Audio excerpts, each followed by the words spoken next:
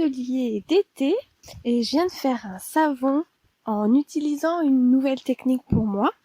Et je voulais trouver une technique pour faire des savons avec du lait sans avoir à dissoudre ma soude directement avec le lait parce que déjà il faut congeler le lait pour que la soude ne le chauffe pas trop, et même en congelant le lait, il faut le faire au bain-marie d'eau froide, et même dans ce cas-là, ça peut encore chauffer. Il faut vraiment verser la soude tout doucement, attendre que la solution refroidisse pour en rajouter. Enfin voilà, ça prenait beaucoup de temps. Et j'ai regardé un petit peu sur internet, et alors je suis pas tombée sur ça en regardant des recettes et des techniques pour faire du savon au lait. Je suis tombée là-dessus en regardant plutôt des techniques pour gagner du temps en faisant des savons, en préparant la solution de soude à l'avance. Donc en fait, quand vous faites votre mélange eau plus soude, cette réaction chimique dégage de la chaleur, et ça peut parfois même être très chaud. Donc moi j'aime bien travailler avec généralement une concentration de soude autour de 38-40%, ce qui est relativement élevé, mais ce qui me permet de réduire le temps de cure en fait, le temps de séchage du savon. Et donc en regardant différents sites, différents forums, je suis tombée sur disons une technique qui permettait de préparer à l'avance la solution de soude dans un ratio de 1 pour 1. Donc c'est-à-dire que vous mettez le même poids en soude que en eau. Donc à partir de là, vous avez votre solution de soude préparée à 50-50, et de là vous pouvez l'adapter et l'utiliser sur toutes vos recettes en faisant un calcul. Donc j'essaierai d'écrire un article de blog et de mettre tous les liens parce que c'est vraiment intéressant si vous faites un petit peu du savon et si vous en faites pas mal, notamment avant les fêtes, ou enfin voilà, c'est toujours des cadeaux sympas je trouve. Et ça c'est une technique, là c'est la première fois que je testais, mais je crois que je vais faire tout le temps comme ça. Et en fait cette technique me permet donc d'avoir ma solution de soude prête à température ambiante et de rajouter mon liquide additionnel. Donc là en l'occurrence c'est mon lait de brebis de ma gentille 90 072. Et comme ça, j'ajoute ce liquide pour compléter ce qu'il me faut dans ma recette. Et j'ai essayé ça. Alors déjà, c'est un gain de temps parce que vous n'avez pas besoin d'attendre que votre soude retombe en température. Et dans mon cas, là, ça préserve le lait parce que donc j'avais quand même congelé le lait, mais je l'ai décongelé et je l'ai mis directement dans les huiles. Donc elle devait être à 30 ou 32 degrés, je sais plus. Non mais j'ai fait une recette toute simple, l'huile d'olive, l'huile de noix de coco, argile blanche. Et donc j'ai bien mélangé ça, et une fois que ça c'était bien mélangé, j'ai rajouté ma solution de soude à 50%.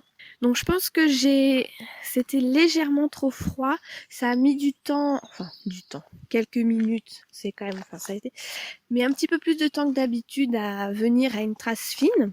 Et donc là j'ai mis en moule, et ça a une très très jolie couleur un peu jaune. Et ça sent très bon. J'ai mis un parfum. Au début, je voulais faire un pur sans rien. Et puis, bon, comme j'ai mes nouveaux parfums qui sont arrivés, j'ai pas pu résister. Donc, c'est Lemongrass and Lime. Donc, c'est très frais, ça sent très bon. Et donc, demain, je pense que demain soir, je vais pouvoir démouler, découper. Et on verra un petit peu ce que ça donne.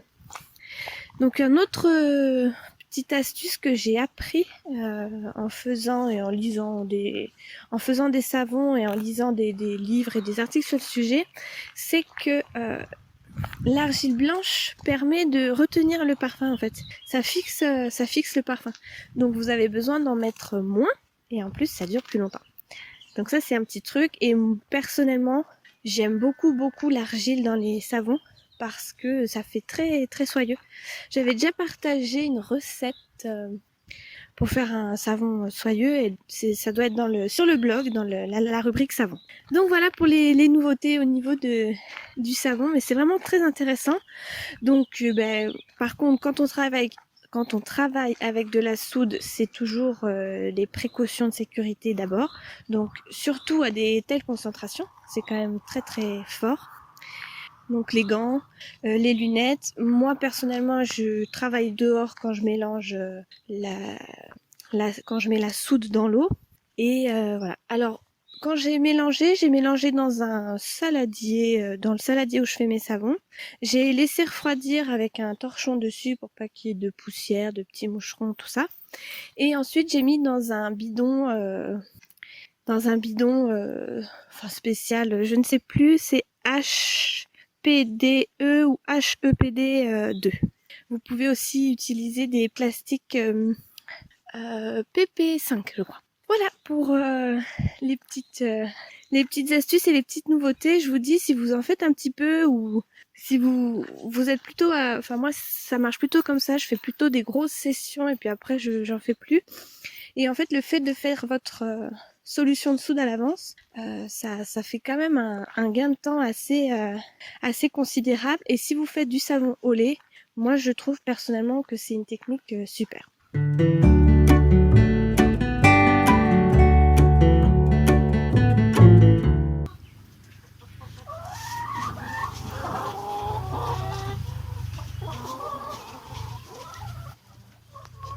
Donc j'ai été ramasser les œufs.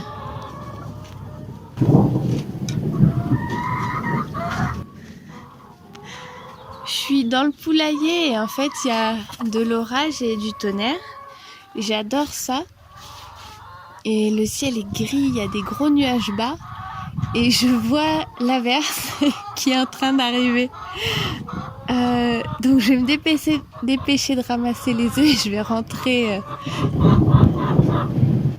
vite à la maison. Oh non, il y a des gouttes. Pardon les filles. Ouais.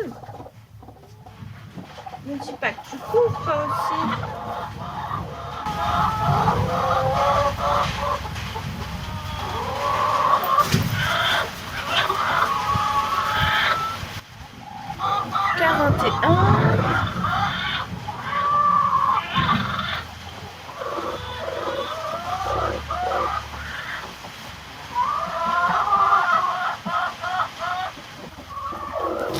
Et j'ai un stagiaire cette semaine et on a réaménagé un petit peu le poulailler. On a vissé des caisses à pommes sur les parois du poulailler pour faire des nouveaux pondoirs. Et on a fait aussi un tout nouveau perchoir avec des nouvelles places et voilà. Bon allez, je vais rentrer à la maison sous la pluie.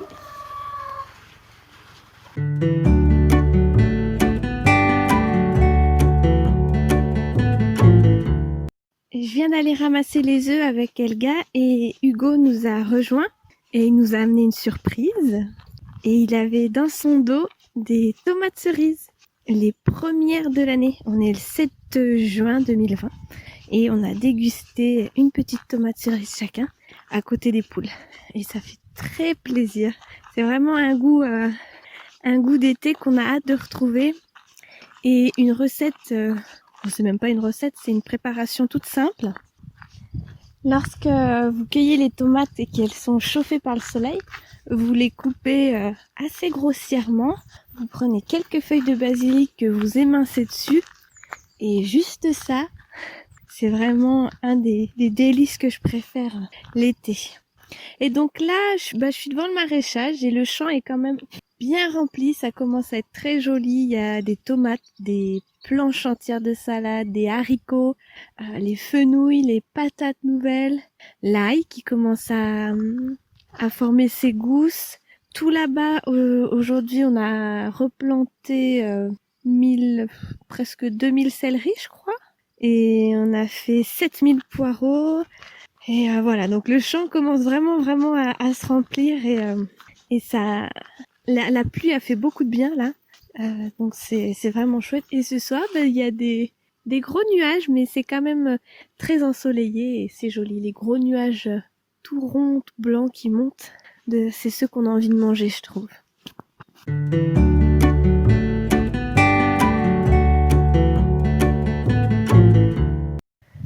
Il est 21h et je suis partie promener Lopi.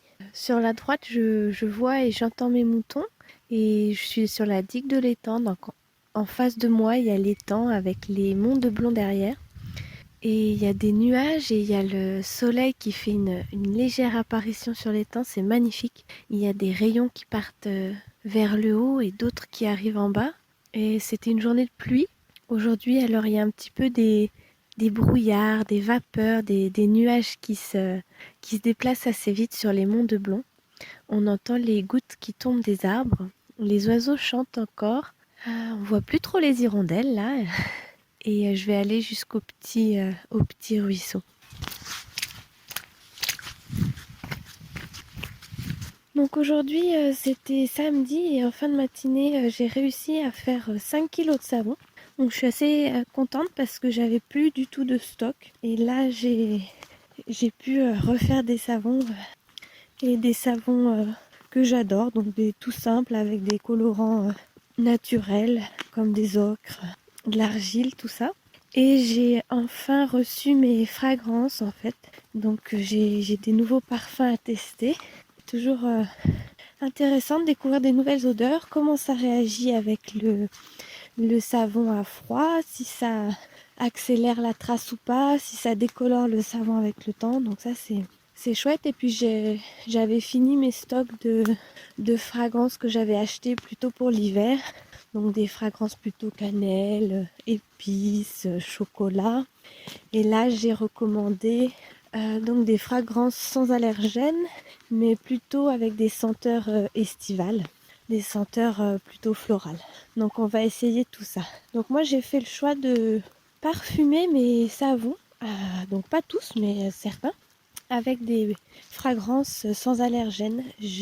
Au début je faisais avec des huiles essentielles parce que il y avait ce côté naturel en fait qui me plaisait et je faisais attention aux ingrédients du savon, prendre des huiles biologiques, essayer de pas trop utiliser des huiles exotiques, disons, même si j'avoue que j'aime beaucoup l'huile de noix de coco dans les savons, mais j'essayais voilà de tourner autour d'huile un petit peu locale, olive, cameline, tournesol, ce qui fait des très bons savons. Ça fait depuis très longtemps que j'utilise plus d'huile de palme. Au début, j'étais un petit peu partagée parce qu'on trouve maintenant de l'huile de palme biologique issue de cultures responsables. Et je voulais dans un sens aider les producteurs de cette huile de palme et ne pas dire non à l'huile de palme de manière générale comme on pourrait dire non à la viande de manière générale sans connaître d'autres solutions comme l'élevage paysan.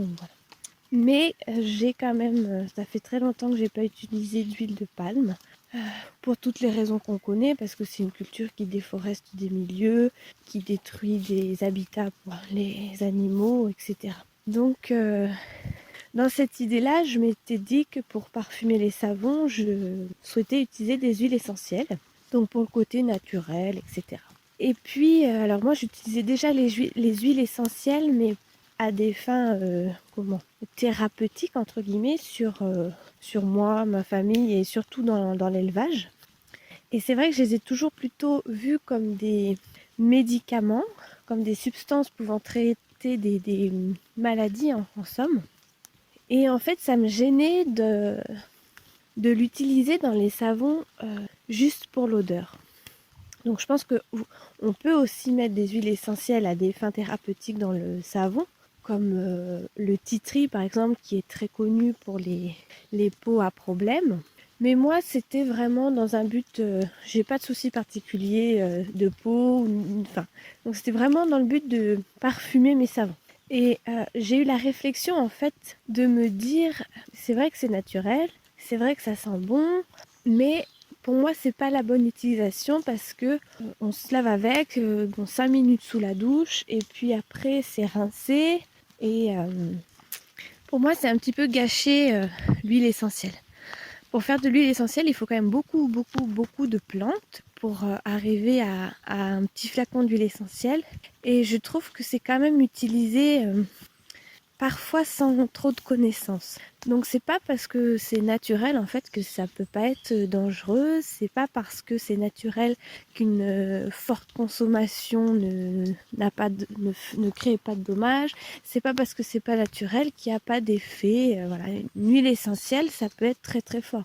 L'huile essentielle de cannelle par exemple, c'est à proscrire dans les savons, enfin c'est très fort, ça brûle la peau. Et je me suis dit, quel est le parce que j'avoue que j'aime bien quand même le parfum dans les savons. J'aime aussi les savons sans parfum, mais j'aime bien ce moment où je prends ma douche et avec l'odeur, le nez voyager en fait. Voyager ou se relaxer ou se remémorer. Enfin, les odeurs c'est quand même très fort. L'odorat, je trouve que c'est un sens qui touche et qui monte directement, qui touche directement les émotions. Donc j'ai fait le choix d'utiliser des fragrances, mais des fragrances sans allergènes. Donc il y a 26, je crois, ou 27 allergènes autorisés dans les parfums en Europe, qui sont connus en fait pour être allergènes. Et maintenant on trouve assez facilement des boutiques qui proposent des fragrances pour la saponification à froid sans allergènes. Donc j'ai choisi ça, et ce matin j'ai fait plusieurs savons, j'en ai fait 4 différents. Donc avec des senteurs ambre lavande, des senteurs pomme noisette, quoi d'autre, je sais plus, mais voilà. Et c'est vrai qu'elles sentent super bon, c'est assez frais et on va voir le rendu. La recette que j'ai utilisée ce matin, c'est disons une nouvelle formulation, mais pas vraiment une nouvelle recette. J'ai modifié quelques petites choses, quelques petites quantités surtout.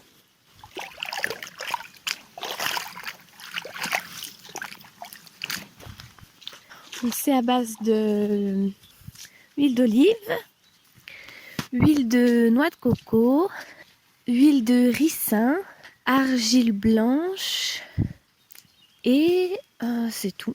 Et le parfum. Voilà, donc c'est vraiment une recette assez simple, une de mes préférées.